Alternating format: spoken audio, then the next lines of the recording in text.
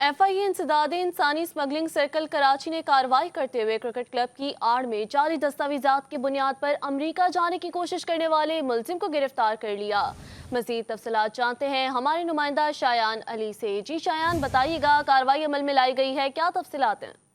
ہاں جی، دیکھیں ایف آئی اے انسداد انسانی اسمگلنگ سرکل کراچی کی یہ بڑی کارروائی ہے جس پہ جو ہے وہ کرکٹ کلب کی آڑ میں جانے والا جو ہے ایک شخص کو گرفتار کر لیا گیا ہے۔ گرفتار شخص سے جو جعلی دستاویزات کی بنیاد پر جو امریکہ جانے کی کوشش کر رہا تھا۔ ملزم کی شناخت جو ہے وہ شکیل رفیق کے نام سے ہوئی ہے، جبکہ ایف آئی اے حکام کے مطابق ملزم کو جو میں واقع امریکی قونصل خانے کے باہر سے جو ہے گرفتار کیا گیا۔ ملزم کا تعلق جو ہے وہ لاہور سے بتایا جا رہا ہے، جبکہ ملزم کے خلاف جو ہے کارروائی امریکی قونصل خانے کی درخواست پر عمل میں لائی گئی ہے۔ ملزم نے جو وہ سجاد نامی ایجنٹ سے جعلی دستاویزات حاصل کیے تھے۔ سجاد نامی ایجنٹ جو ہے ملزم کا دوست بھی بتایا جاتا ہے، جبکہ ملزم نے جو ہے وہ سجاد نامی شخص سے 32,000 اماراتی درہم کے عوض جو ہے معاملات طے کیے تھے، جس پہ جو ابتدائی طور پہ جو 4,50,000 پاکستانی روپے ادا کیے تھے، جبکہ بقایا رقم جو ہے ویزا لگنے پر ادا کرنا تھی۔ ملزم نے امریکی قونصل میں جو میں خود کو کرکٹ کلب کے جو ہے ساتھ وابستہ ظاہر کرنے کی کوشش کی تھی۔ اس دوران جو ہے وہ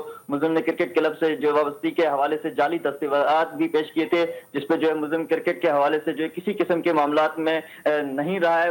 ایف آئی اے حکام کی جانب سے کہا گیا تھا جو اس کے دستاویزات تھے وہ جعلی پائے گئے تھے اور وہ کسی قسم سے بھی جو وہ بیانات میں تسلی بخش جو ہے بیان نہ دے سکا، جس پہ جو ان کی کارروائی کی گئی تھی۔ اس کے بعد جو ہے ملزم کو گرفتار کر کے تفتیش کا آغاز کر دیا گیا ہے۔ مقدمے میں نامزد جو ہے ایجنٹ کی گرفتاری کے لیے بھی جو ہے چھاپے مارے جا رہے ہیں۔ ایف آئی اے حکام کی جانب سے کہا جا رہا ہے کہ تیزی سے جو ہے اس طرح کے لوگ جو کوشش کرتے ہیں کہ جعلی دستاویزات پہ جعلی ویزے پہ جو ہے بیرون ملک جانے کی کوشش کرتے ہیں، ان کے خلاف تابڑ توڑ کارروائیاں جاری ہیں، اور اسی طرح جو ہے وہ ملک بھر کے ایئرپورٹس میں اور جو دیگر راستے ہیں وہاں پہ بھی جو اس طرح ایف آئی اے کی ٹیمیں موجود ہیں اور ان کی جانب سے تابڑ توڑ کارروائیاں جاری رہیں گی۔ شایان تفصیلات سے آگاہ کر رہے تھے، شکریہ آپ کا۔